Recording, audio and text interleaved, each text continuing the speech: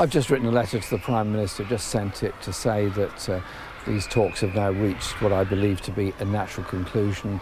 The Prime Minister has announced the date she's leaving. There have been increasing noises off stage by Conservative cabinet ministers and others who don't agree with much of the talks or any of the discussion we're holding, so we are concluding the talks. But have they achieved anything? The government has not moved its position fundamentally. There are fundamental disagreements. We want to have a customs arrangement with the European Union that protects jobs and trade, and we want to have a dynamic relationship on rights. We've put those views very strongly to the government, and the withdrawal agreement bill will be brought forward. I don't know what the contents of that bill will be. We haven't seen it. How far have you discussed what sort of indicative votes should be put to Parliament now? Very little, because we were only informed they were even thinking of indicative votes earlier this week, and at that stage they were unable to tell me what the indicative votes would be. And so this is a novel process which we will obviously look at whenever it comes to Parliament. But the fundamental issues have to be protection of jobs, trade relations with the European Union, and protection of rights at work, environment and consumer protections, and of course the access to very important European agencies. There are reports this morning that actually you've discussed indicative votes in detail, including on what the Commons might vote on in regards to a customs union. They put forward views that they're going to bring these indicative votes forward.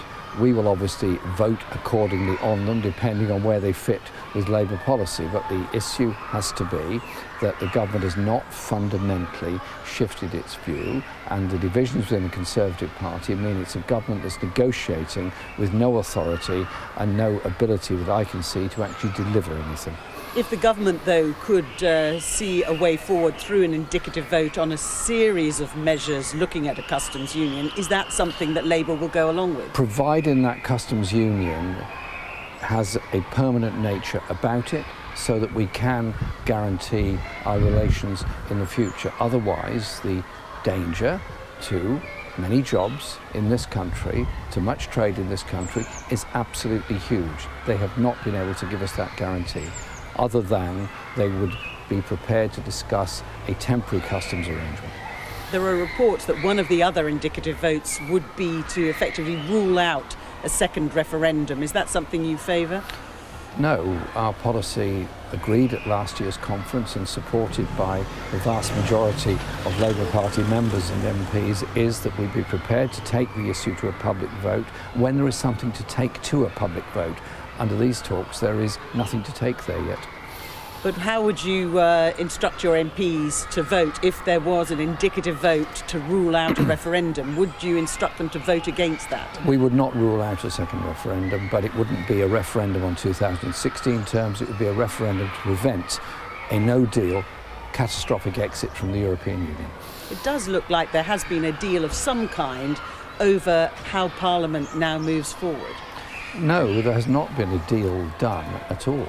We have entered these talks in good faith. I, in fact, asked for the talks in the first place last September, and in asking for those talks, I did so because I felt Parliament had to break the logjam in some way.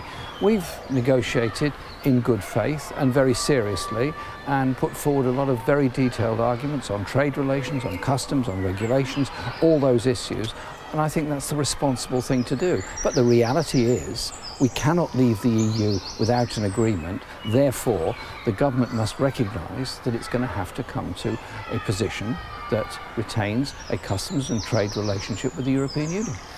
The other indicative vote being talked about this morning is one that would show that the Commons supported leaving the EU by July the 31st, get everything done and dusted by then. Would you back such an amendment? I don't think it's credible to say we get all the parliamentary agreement and all stages of a very controversial major bill through Parliament by the end of July, so no, we would not support that. Do you think the parliamentary process has also run out of road then? The suggestion is that Theresa May thinks that is a way out of the impasse. You don't agree? Well, she's not going to be Prime Minister for very much longer anyway, and so we will put our views to Parliament on trying to get an agreement with the European Union. We've done this very seriously, including talks with numbers of European Prime Ministers, the Commission, and of course Michel Barnier, the chief negotiator. Do you accept that many Labour supporters are deserting you, though, because they feel that you haven't delivered on your promise in the 2017 election to deliver Brexit, and now is the time to step up to the plate and see if there is a parliamentary process that can move things forward? There has to be a parliamentary process because ultimately only Parliament can decide on this. Our message has been, however you voted in 2016, you're faced with austerity, you're faced with universal credit problems, you're faced with all kinds of social injustice issues in Britain.